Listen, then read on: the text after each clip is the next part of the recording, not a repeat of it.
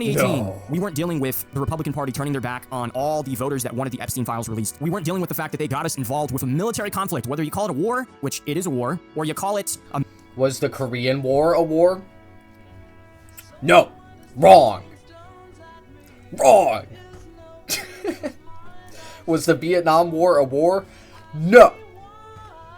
No, it was not. Was the Cambodia campaign a war? Hell no. Hell no. No, it was not, okay? Was Desert Storm a war? Nope.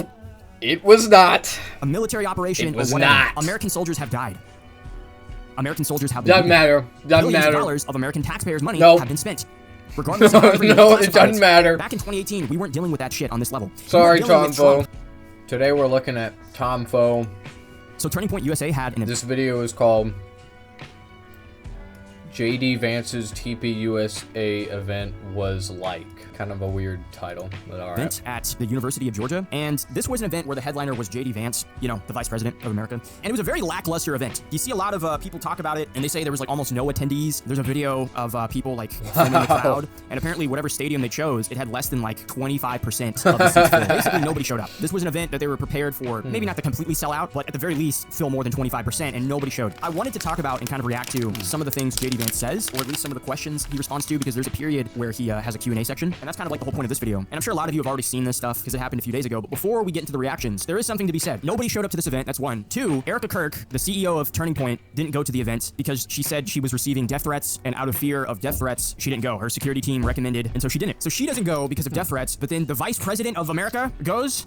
He goes, but she doesn't go. The Secret Service is saying, hey, it's fine, you'll be okay. But Erica Kirk is so important. She's such a hot topic right now. Everybody's talking about her. Dude, they can't protect her. They can protect the Vice President, but they can't protect Erica, so she doesn't go. Obviously, anybody who can think for themselves knows it's bullshit. I mean, Candace Owens, she responded to Erica on X. And I have my disagreements with Candace. A lot of you guys who have been here for a while, you already know, but I would be lying if I said I don't like About Candace. what? I would be lying if I said I don't like her. I like how fiery she can be. I like it when she beefs with people on Twitter. And she responded, she said, stop. This is exhausting. You pulled out because of bad ticket sales. For the same reason, TP Faith had to reschedule the Pastor Summit and various other events quietly. People don't believe you and don't line up for you because you struggle to tell the truth about even the most basic facts. Where's the video of Charlie appointing you as CEO weeks before his death? The Secret Service sits above your security team. Were there actually a viable threat, the Vice President would not have continued the event. Your closest threat is the shit public relations team you hired that continues to operate under the delusion that they are smarter than the public. They aren't. And Candace hit the nail on the head. 100%. Erica Kirk, bro, like, and this has to be said, Turning Point, the whole reason Turning Point was so successful when Charlie was alive, and yes, did it have a lot of donors? Did it have a lot of Israel funding? A lot of, like, pro-AIPAC people? Did it have a lot of money coming into the organization?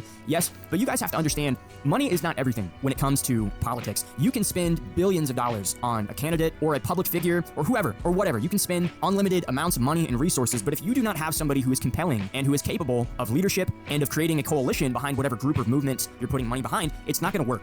So out of all the things I disagreed with Charlie on and all the, you know, but that's not important. The fact is, he was a very good leader. He was a very good team builder. He was able to go and speak to everybody. He did have a certain level of charisma that most people don't have. He was able to handle not just debates, but just conversations with any type of person. You know, there's videos of him getting into debates with like kids over feminism or immigration or Trump or Israel or whatever. But then you have videos of him talking to people about his favorite coffee order or talking to people about like their favorite video games. I remember there's like a video of some like nerd kid who went and just wanted to talk to him about like comics or whatever. And Charlie didn't really give a fuck about any of that shit. You could tell he didn't care, but he was a very charismatic, very friendly person that he actually had a very human moment with this kid in the audience. And, you know, he even said, like, bless your heart. It's like, yeah, I didn't really like him. But in that situation, you can tell this dude is able to talk to anybody. And he can talk to anybody in a way to where he doesn't have to talk down to them. Even when people are trying to have a conversation with him about shit he literally does not fucking give a fuck about. He can... Yeah, man. Yeah, Charlie Kirk famously never talked down to anybody. Unless you're black. Or trans. Maybe even gay. As long as you're not one of those things. Still make them feel good. That is rare. Not everybody can do that. And so when he was removed and Erica Kirk appointed herself as the Queen King of Turning Point has basically died out. You know, I don't think this organization is going to be relevant in the next 5 years at all. I think whatever chapters they have are going to slowly dwindle out. And it's just because people don't like Erica. The whole image of her being this grieving widow, and then they try to turn her into some feminist powerhouse of her wearing the pantsuits and fucking, you know, trying to act all tough and shit. And they say they've angered the lioness, and she's going to avenge her king by becoming a king. And that was like the image they were trying to sell of her. That shit is sailed, bro. Like, nobody cares. The public moral currency people had towards her and towards Turning Point is completely gone. And there's a lot of reasons for that. Yeah, who the fuck thought that that would work, dog?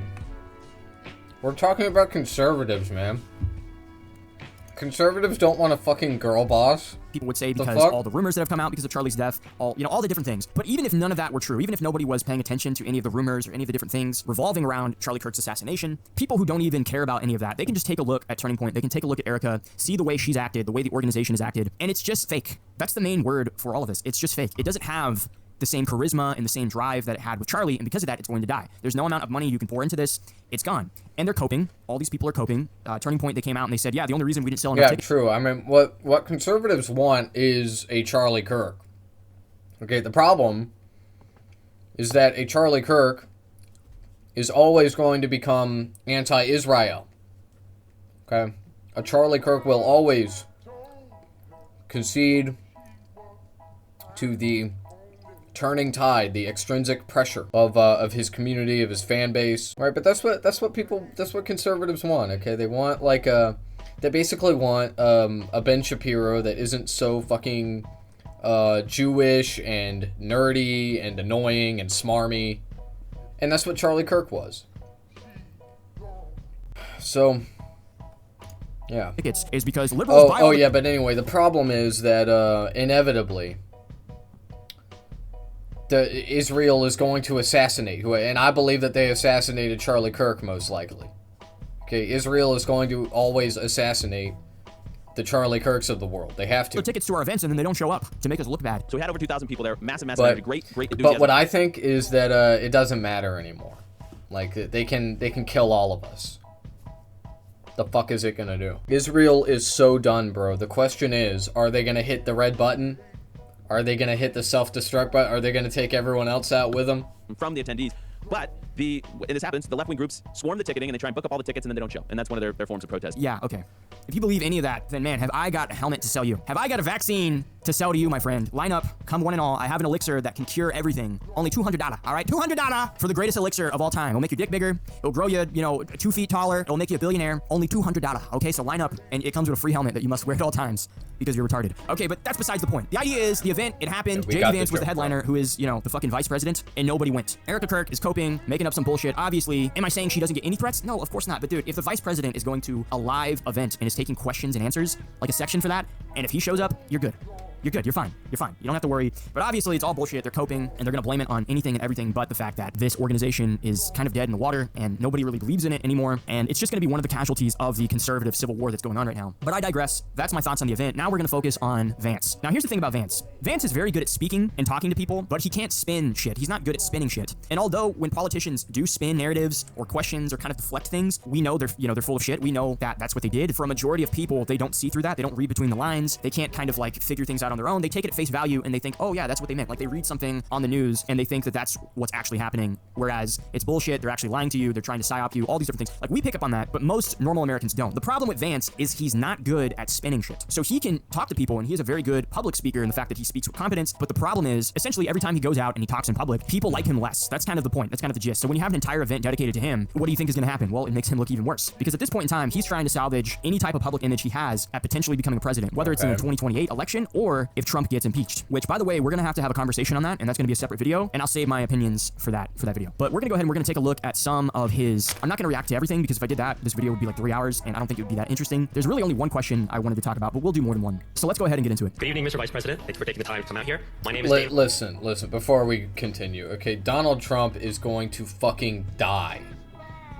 He's going to die. He is not going to live to see impeachment. That's crazy. Donald Trump has congestive heart failure, okay, and it is going to kill him.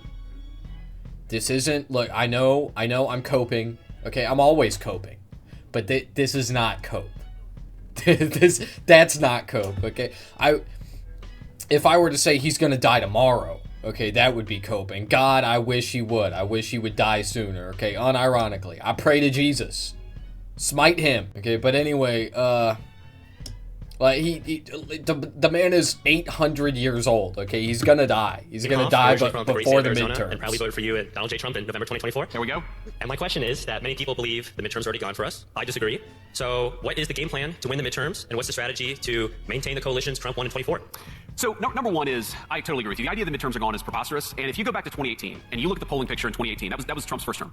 And what it showed is that Republicans were getting crushed in the generic ballot by 10, 11, 12 points. The worst polls right now, the worst polls, not all of them, the worst polls have us down by 5 or 6 points, okay? And what happened in 2018 is that as we got closer to the election, and again, the right kind of unified in the face of an election campaign, what happened is those margins narrowed, and the Republican Party did much better than expected in 2018. It wasn't a great election by any means, but the idea that this is done now, it's ridiculous, and frankly, it's cynical, pessimistic garbage pushed by people who want us to completely give up. Don't give up. We gotta keep on fighting. That's the fundamental and most important thing, is the people telling you to give up on the midterms are the people who want us to lose the midterms. Nah, give up, bro. The people who are telling you to give up on the midterms are the people who want us to lose the midterms. All right, so first of all, the kid's question is like, how do we keep Trump's coalition that he built together intact? How is this idea even being entertained at this point? The coalition that Trump created in 2024 is dead. And JD Vance talks about polling. All these people talk about polling. And I know people bring up polling when it comes to politics. I've done it. Everyone's done it to a certain degree. Sure, fine. This has nothing to do with polling. Nothing to do with polling. Dude, you can look at Fox News polls where they say that, like, Trump has the highest approval rating of his 2 terms. Yeah, we interviewed 10 people and they love him. Nobody gives a shit about polls. The country understands. The conservatives, the dissident right, there is a understanding that the coalition is gone. Whatever Trump built, he has turned his back on completely. And the idea that, like, oh, we're not... I agree that any poll that says, like, Donald Trump is popular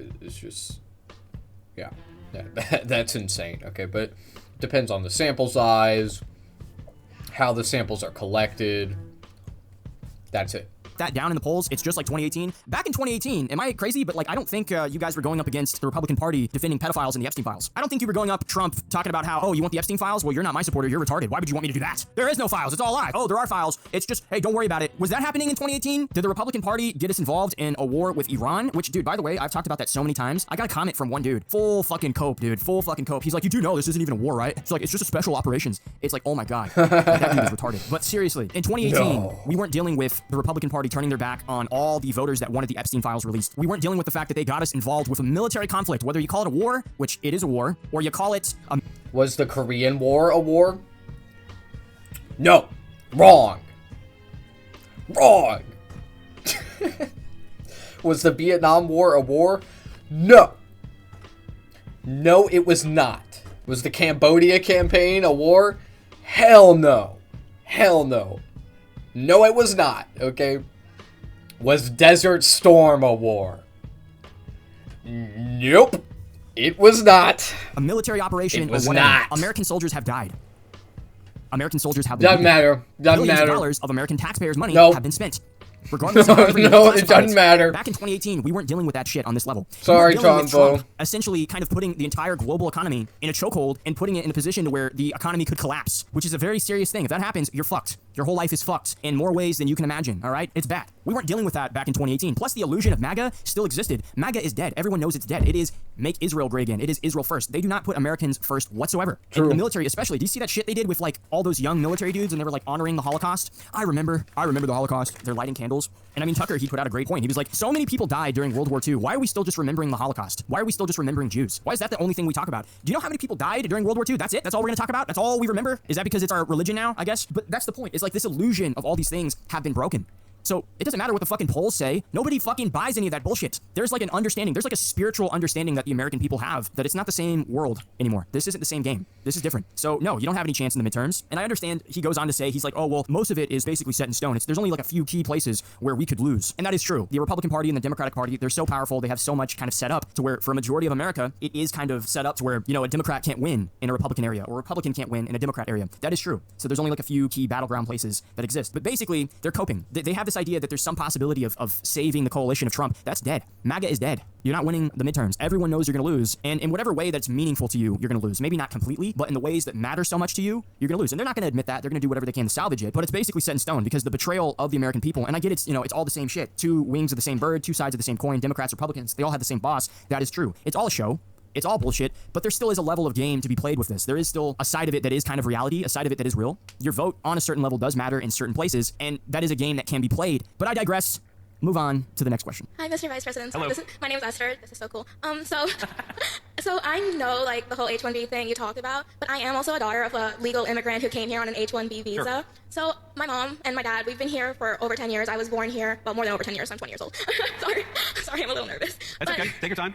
But like for people who have been here on H-1B visas, it's been really hard, like getting the green card based on everything with quotas and everything. Like my family, we're from India, the quotas are so bad, and they're still open, and they're taking the money. How do we fix the immigration system for people who have been waiting for the green cards for so long, and they're not getting it in time? Because a lot of people don't know it, during the Biden administration, to get a green card, it would have taken my family 150 years to get a green card. Sure. So how is the Trump administration like trying to fix that for people who have been here, are paying taxes, and doing a lot of stuff that citizens do, but they can't do a lot of things that citizens do? Like we're also looking for the American dream. The American dream. The American dream. They're here for the American dream. We're here for the American dream too. We came here for your dream. Oh god. Oh god, Tompo. Dude, he's about to go sicko mode on this poor woman. We deserve it just like you do. Is it the American dream or is it the world's dream at this point? Like, does it really matter? Okay, what the fuck have you done, man? Like, it sounds to me like her dad is actually, you know, contributing to society. Like, he's doing stuff. He may be a Republican. Okay, that sucks. That's kind of weird. Maybe it's just his daughter. I don't know. But, like, what the fuck do you do, man? You inject fucking drugs into your bloodstream to get high? You fucking burnout loser. Everybody can just come here and just have the American dream too. The American dream is a lie, by the way. It's not real. To any immigrant that's watching this video that's like, well, I came here for all these things. Well, unless you're getting like handouts from the government, or you're completely like committing fraud with the government behind closed doors, which we've talked about several times on this channel, you're not really getting any type of American dream. But even if it was alive and well, even if it did exist, it's kind of funny that it's not for Americans, it's for everybody. And if it's for everybody, it's for no one. But whatever, let's see what Vance says. Let me just offer a couple observations there. So one, I appreciate the question. And two, what I would say is, you heard me talk about H-1B fraud, because I think there is a lot of fraud in the H-1B system. And I think you can believe on the one hand that there's a lot of fraud in the H-1B system. Evidence?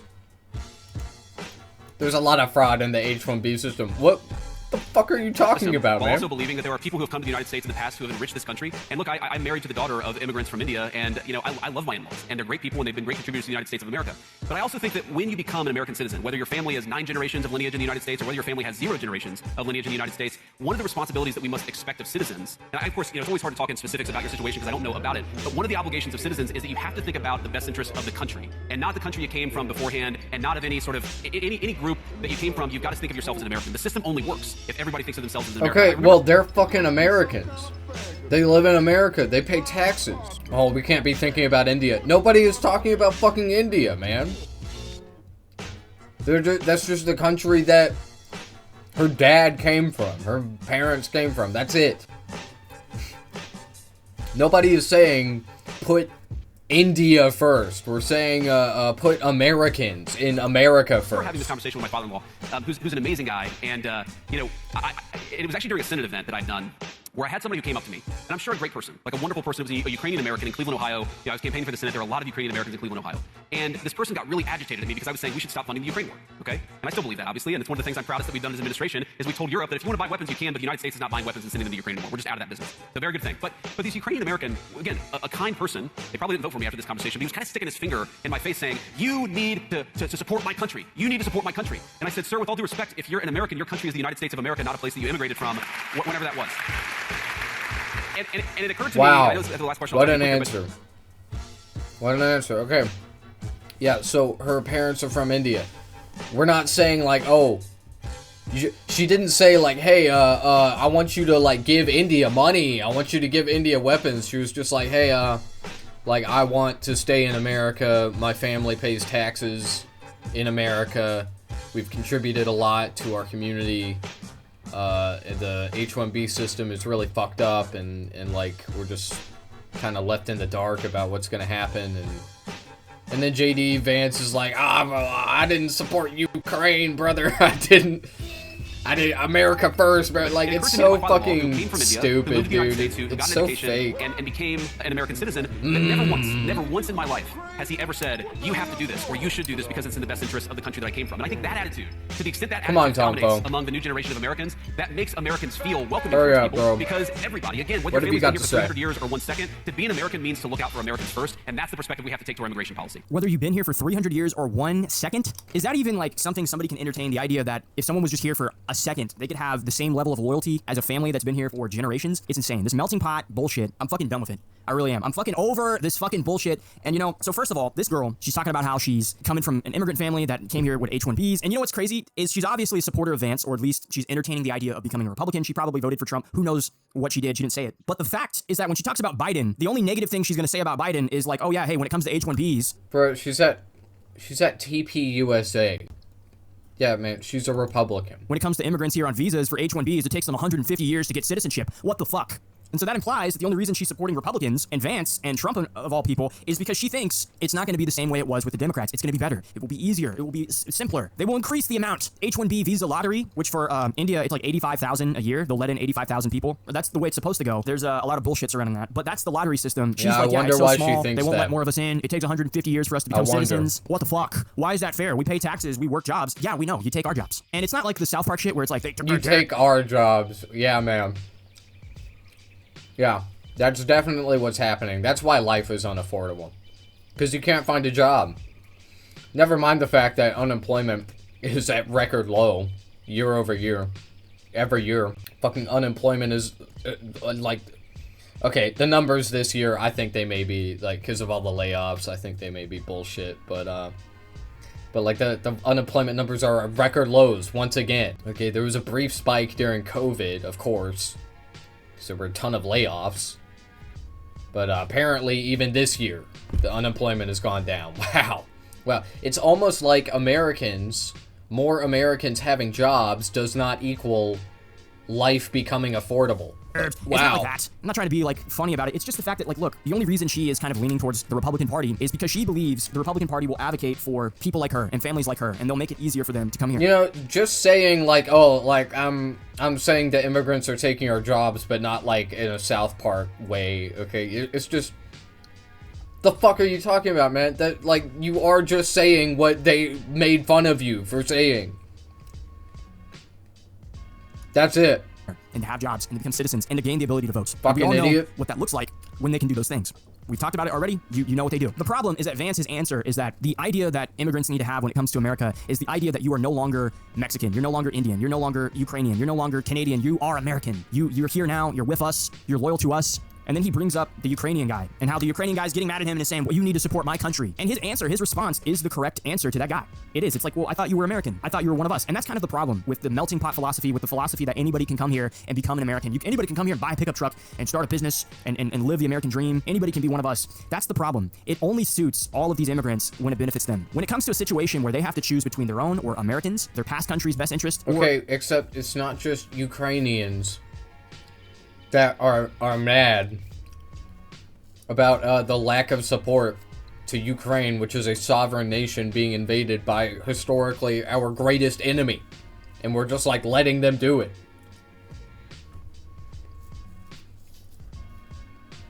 Like, Russia is objectively doing an evil, terrible thing here. And we would be completely justified to send our own troops in to defend them. And maybe Russia would be like, oh, I'm gonna fucking nuke you or whatever.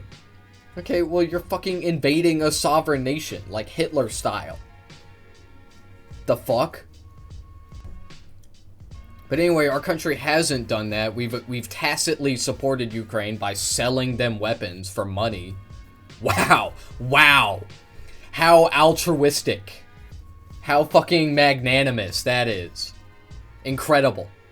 Thank you, America. It's fucking crazy, okay? And anyway, my point is it's not just Ukrainians that are upset about this shit. There are plenty of Americans, myself included, that make a big stink about that issue. And it's because it fucking sucks. It sucks what we're doing. We're supporting Israel and not Ukraine? Why? Why? What? Israel is committing a genocide. Ukraine is, the victim. They are the victims of an ethnic cleansing and ethnic displacement campaign. That's it. America's best interest almost always, and not all of them, but the majority of them, they get agitated, they get angry. It becomes, you need to support my home country, not, you know, we shouldn't do this because it's in the best interest of America for us not to. They don't think like that. Because all By of this... the way, I should like rephrase some of the things I just said, because I don't think that America, and I've said this before, I don't think America should be the world police. Okay, Ukraine is getting invaded by Russia. That's fucked up. I don't think that our country should be responsible for taking care of that. Okay, I don't think we should necessarily get involved. I'm just saying that if we are going to get involved with something, Ukraine is just unequivocally. Like Iran?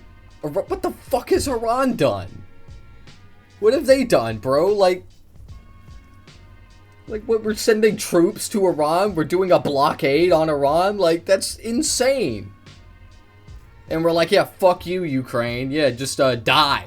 Die. Just all of you die. Coming here and assimilating. It's all a crazy. fucking sham, dude. It's all LARP. It is all LARP. They don't see themselves as Americans. And you wanna know why? Because when it comes to them choosing between the best interests of America or whatever country they came from, they always have a bone to pick. They always have, like, an annoyance. They always have something to say. And you see it even with families that have immigrated here and they have green cards and they have kids that have assimilated and they sound American and they act American. You see it with, like, Mexicans, with, like, all these immigration protests. And you see these videos of people interviewing these kids, these younger kids from immigrants that are American. They're born here, they're raised here, they go to American schools, they have American jobs. They're supposed to be, according to Vance and all these other people, American, but they're waving the Mexican flag. And when you ask them to their face on camera, hey, what country's better, Mexico or America? They say Mexico. They say how they love being Mexican. What? Damn, why is that? Why do they say that? You know, I think that if a person is born and raised in America, they go to a public school, they grow up, they get a job, they pay some taxes, you know, they're an American citizen, and they start saying shit like, yeah, America sucks. Maybe you should, like, I don't know, listen to them. Hey, you grew up here. Why do you think that? Why is that? Why do you feel that? But they don't live there. They would never live there. In fact, what set of facts have led you to the conclusion that America bad? I know somebody personally who I grew up with who was DACA, and they were from Mexico, and eventually they got their green card. They're still not allowed to vote, thank God, but they got their green card and they became citizen after like 20 plus years. And the final stages of their immigration stuff with the DACA program is they had to go back to Mexico for just a few weeks. And this is somebody who, growing up, they never called themselves American. They always had the Mexican flag like in their room or on their bio or whatever. Proud to be Mexican, never American, even though they live here and they grew up here. And she had to go back to Mexico for a few weeks, and she was terrified. She hated it. She was getting anxiety. She didn't blend in because she doesn't speak Spanish that well. And the people over there, they don't see these fucking people as Mexican anyways. I don't know if you guys know this, but when they go over there, they see them as like American traders. They don't like view them the same way they view each other. And in Mexico, there's like a huge class divide. There's a huge divide with race. Like they are racist as fuck over in Mexico. You have the brown Mexicans and then the white Mexicans, and the white Mexicans have more of a social dominance. They have more political power. They have more money. They're super racist to the brown Mexicans. There's a lot of people that live here that say that they're Mexican. They say they're proud and that they hate America and all these things, but they would never live there. You hear it time and time again. Well, if they're so proud, why don't they go back home? Well, if they're so proud, why don't they do whatever? And it's because they don't want to live there. But they don't see themselves as American. They get to cherry pick when they're American. It's always, I'm not American until it's time to vote. It's always, I'm not. Or maybe they just don't like the country. Kind of like you. Like, Tom Vo, all I ever hear you do is fucking complain. That is all you ever do. All you do is say, America bad, unironically. And I don't blame you for that. Our country got some real problems. Yes, you love America. I love America. Yeah, no shit. Yeah, I love America. Okay, we all love our country. That's why we criticize it. But you sit there and you're like, oh, when a brown American citizen does it, it's wrong. Because they're brown. The fuck is wrong with you, man? I'm American, I'm actually Mexican, or I'm actually Indian, or I'm actually whatever, until it's time to have a conversation about Second Amendment rights and guns and gun laws. It's always cherry-picked. It's like with Jews. You know when Jews cherry-pick when they're white? They're always white until somebody brings up an issue with white people, and then they're like, oh, I'm Jewish. Or they're always white until somebody says something about, like, the Holocaust, or, like, Hitler, or Nazis, or whatever, or talks about Israel. Yeah, man. You know, they say something bad about Jews, that and then happens they're so always white much, until that bro. happens, and then they're like, I'm actually Jewish. How dare you say that about Israel? How dare you? How dare you do this? How dare you have those Nazi tattoos on my cruise? Have you guys seen that video? If I can find the video, I'll put it up, but I don't know if I'm going to be able to find it. There's a video of a Jew who... Yeah, that's crazy. I saw that video, man. Yo, throw that guy overboard. If you're a neo-Nazi, fucking walk the plank, bruh. On a cruise, Unironically. and there's a guy who was on the cruise, a white dude, and he had like Nazi tattoos, and he was just chilling, minding his own business. And this Jewish guy was just fucking livid, bro. He called security, and he was like, I want him kicked off this here cruise. This guy's mad because this guy has Hitler tattoos. Yeah, look at that, man. Tom, you think that's acceptable? What? And this guy's a Jew, it looks like, and he's really angry. Minding his own business. He could have put a shirt on. I'm a Jew. That is so offensive. Put a goddamn shirt on before I get security up here. How dare you come on my cruise and try to ruin it for me? He is a Nazi. I want him arrested. I want him destroyed. And it's that. It's like they cherry pick when they want to be American. And that's kind of the problem with this idea of anybody can come here and anybody can, immigrate and assimilate into society, is because even when people do, and this is the problem with immigration, a lot of people would say it's the illegal immigrants. But the reason why the illegal immigrants are still here isn't because we feel bad for them. No, it's because of the American citizens that live here that have sympathy for them. And a big majority of those people are people who came from immigrants, are people who are from Mexico or from Haiti. You see all the shit going on with the Haitians and how they're fixing to grant amnesty for like 300,000 Haitians in this country. And they're doing arguments like, but who's going to take over their jobs? And these are good people and yada, yada, yada. And that's kind of like the point. The people who give the most sympathy eating the to all dogs. These, illegals and stuff from Mexico eating are the Mexicans cats. that are supposedly assimilated and are American citizens. Because when they see a talk of deportations, deporting whoever, they see it as an attack against themselves because they don't view themselves as American. And that's kind of the point. For them, America and being an American, it's just an idea you have in your heart. No, man. They see it as an attack against themselves because of their ethnicity. Okay? So imagine, Thomas, if the administration was like, we're gonna deport all Zionist whore mothers. Okay? Your mother, Tomfo, is a Zionist whore. What would you say then? Would you say that she's not American? Is that somehow... I don't really think that's what you would say. All it is to them, and so they can cherry pick when it applies and when it doesn't apply. And that's the issue. Whether you have a group of people that assimilate or don't, when it comes to the conversation of should we deport this crazy, barbarian who came here and raped a girl and murdered people and did all this shit, who's defending that person that's American? It's always a Mexican American or an Indian American. It's always somebody like that. Or a woke card. We don't know the context. I've seen these people say these things. Or and so a this woke idea card. that like, oh, well, aren't you supposed to be American? You're not supposed to be Ukrainian anymore. You're not supposed to be Indian anymore. That's gone. The past 100 years of immigration in this country have been awful and should have never happened. But even before that, there was like a burden of performance on the immigrants that came here. They knew, all the Irish immigrants that came here, they knew, hey, people are going to be racist to us. People are going to hate us. People are not going to want us to be here. And for a lot of good reasons. No, that's fucking stupid. No, they didn't know. What? The Irish were like, oh, look at the Irish, laddie, we're going down. I can't do it, I'm sorry, man. Famously, all the Irish Americans were like, yeah, let's go to America and let's have people be racist to us. Yeah. But it's worth it because we love America. We just want to be Americans, brother. How fucking brainwashed are you, man? What the fuck are you talking about? We want to make it. We want to assimilate. We want to be a part of the group. We want to be Americans. We're going to work hard, and we're going to do everything we can to be American. Not Irish, be American. Same thing with the Italians. Yeah. Oh, same thing with the Italians. Yeah. Famously, Italians and the Irish, they didn't form enclaves. They didn't continue their culture in America. Little Italy, what the fuck is that? I've never heard of that shit. You don't have that anymore. You have people that come here and they're willing to work hard. They are, to a certain degree. They are willing to work hard. Doesn't mean they always do a good job at what they're doing. But they're willing to work, but they're not willing to become American. They're not willing to completely be absorbed into the culture. And I mean, the Italian and the Irish, they had a lot more in common with the founders of this country than people from India do, or people from Mexico, or all these different places. And so that is something to be said. How? They're fucking Catholics. The fuck are you talking about, man? What?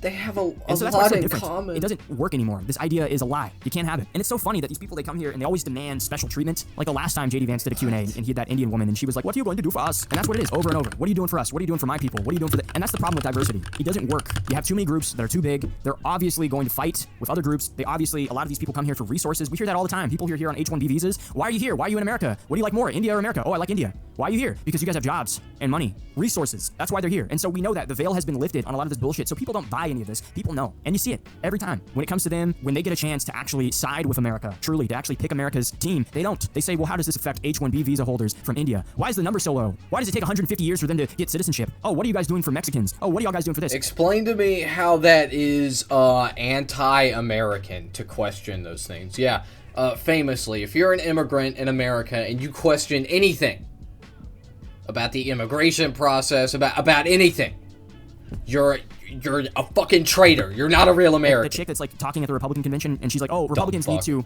appeal to Mexican voters more and stop appealing to white voters. That's what they need to do. Why aren't you doing that? There is no future for the Republican Party if we do not invest in the Hispanic community. And what I need Washington to do is to thank you. What I need Washington to do is to stop dictating what we do. Because the idea of America being a melting pot and you can have all this diversity and all these different people here, it only worked when the country was a majority white. And as the country becomes less and less white and we're becoming a minority in our own countries, white people are starting to become more race conscious because that's what happens. Why do you think black people are so race conscious? Because they're a minority in a country. They have to be. When there's not a lot of people that are like you have to kind of advocate for your own and pick your own. Nah, man, people are becoming more racist because material conditions are getting worse and people are looking for something to blame. That's it. And, you know, they could have done that a lot better. They kind of just get used and pushed around. But white people, they're becoming more race conscious because they're becoming less of a majority in their own countries. And as that's happening... White people aren't getting their jalapeno poppers at Chili's for cheap enough.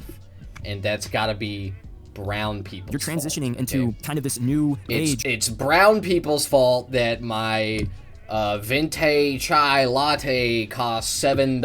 Of social dynamics where you don't have people that believe in the idea that the melting pot is a thing and that you can have all these different societies exist in one country. That doesn't work. It really does get to a point to where it's like, are you really assimilating? I don't think you are. Even the ones that do, when it comes to talks of immigration, you and your kids, they're going to protests. And what flag are they waving? They're not waving the American flag. They're waving Mexico's flag. They're not advocating for Americans. They're advocating for Indians. So what are we doing with this? What am I getting out of this exactly? I know what the politicians are getting. They're getting deals and they're getting paid off and their state's GDP is rising because they're, more people are moving into their state and that's all they give a fuck about is the numbers and money. That's all they care about. We get that, but what does the average American get? Because we don't get this racial harmony that was promised. We don't get that at all. We actually get a raw end of the deal. We actually get fucked over more and more. And so that's why you see white people becoming more race conscious. And you could say, oh, they're racist. Yeah, more white people are going to become racist. Of course, that's just what's going to happen. Like, duh.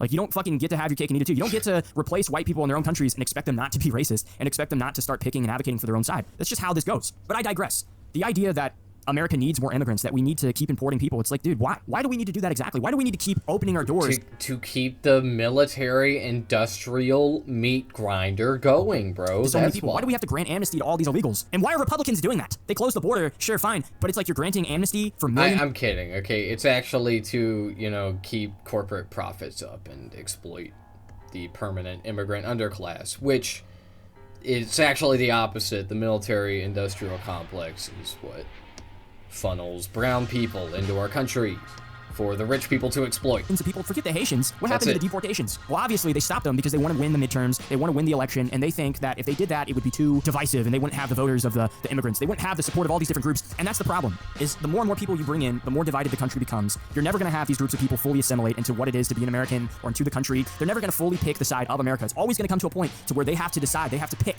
They have to choose a path between their own and the American people as a whole or as a group or whatever. And almost always you'll find they pick their own. Why do you talk like that, man? They have to choose! Why do you do that, man? It's so fucking lame. Just, talk like a normal fucking person, please. God they truly damn. do not see themselves as American. They say they will, they'll wave the American flag, but then when something bad happens, it's, well, I'm not American, I'm Mexican. Oh, well, I'm American, I'm Jewish. Oh, I'm not white, I'm Jewish. Or I'm Indian, man, I don't know what you're talking about. Or hey, what's going on with all these H-1B visas? Why is it taking 150 years? What are you gonna do about that? What the fuck you mean, what am I gonna do about that? You know what, you're right. It is taking way too long for you guys to get citizenship, so you know what, we're just gonna send you back. How about that? That would be amazing. It's not gonna happen anytime soon. But yeah, it's what should happen. It's what needs to happen. And eventually something will happen, and it's not gonna be what people think. But JD Vance's answer to this is the typical basic response. And it's like people acknowledge the issues that are coming from this, but they don't like the answer. Nah, they don't bro, it didn't even... we are nowhere in, typical politics anymore. I will say, okay, that a lot of what this admin has done is business as usual, but a lot of it is also, really fucking weird.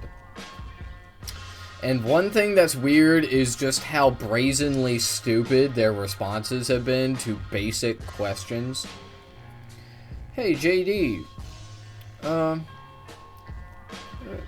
H-1B process is kind of fucked up.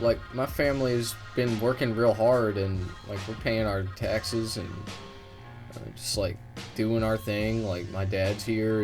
He's been paying into this system for a long time. What's the deal? What's the holdup? Why is nothing changing? Why is that? And JD is just oh, well, Ukraine. I don't like Ukraine. I don't care what Ukrainians think. That's not a fucking response. What the fuck are you talking about, man? What? the reality that they have to face with it, which is you just can't immigrate these people here. You just can't assimilate them here. You can try, you're just going to have problems. Even if you don't have political issues, you're going to have racism and racial divides, because that's just the way this goes. People are tribal. Why do you think people pick sides when it comes to fucking everything, dude? Why do you think sports are a thing? Because it's a place where people can be tribal. It's a place where they can be, you know, they can have some sense of nationalism. Our team, your team sucks. Fuck your team. You see people move to different cities and they're like, oh, well, I know you guys like this team, but I'm from here and this is my home team. This is who I support. It's almost like the same thing with immigration. It's like, hey, I know I'm here now, but I'm from India. You know, that's my home team. What's going on with all these visas? Why is it taking so long? And you see what everything. People are tribal. And everyone knows it. People don't want to admit it. They want to double down. And that's fine. Let them. But the truth comes out. And people, sooner or later, will have to acknowledge that. And they'll have to face reality. And when they do, hopefully, it will be not that ugly. But, I mean, whatever. Keep playing with fire. Keep playing with fire. But I digress. I keep talking about immigration. People are like, why do you talk about immigration so much? Because it matters. Because I care about it. And because I can. Fuck you. I'm an American. This is my channel. I'll talk about whatever the fuck I want to. How about that? How about that? But yeah, Turning Point USA is essentially dead in the water. Nobody gives a fuck about this organization anymore. Everybody kind of sees what it is. People don't like Erica. Even if they replace Erica with somebody else, it's too late. And JD Vance, people don't really like you. I don't care how much Retatrutide you get on. I don't care about how much Ozempic you get on. You're still going to be a fat fuck. Nobody likes you. We're not voting for you. And I think you're one of the worst people to talk about immigration as well, given your situation. But I digress.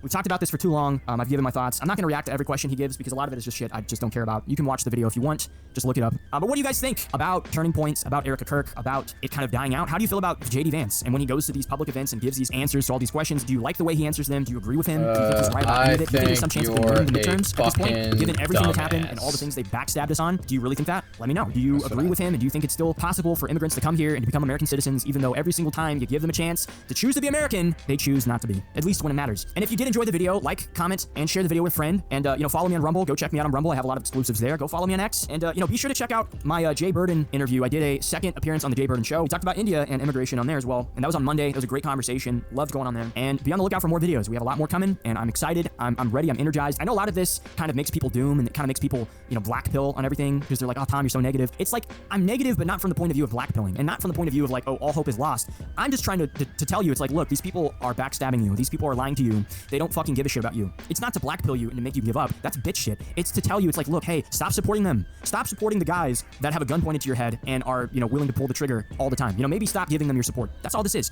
At the simplest terms, that's what it is. But yeah, that's pretty much it, guys. As always, you know, thank you so much for the support and the love this channel gets, and for you guys just having conversations with me. It means so much. You guys mean so much, and I'm so proud to be part of this. I'm so honored to be part of this. So thank you so much. And as always, guys, Jesus Christ is King of Kings, Lord of Lords, America first only and forever. No other country, no other allegiance, not Israel, America only. I hope you all enjoy the rest of your day, and I'll see you all later. All right, man. That's cool. I don't say America first. I say Israel last.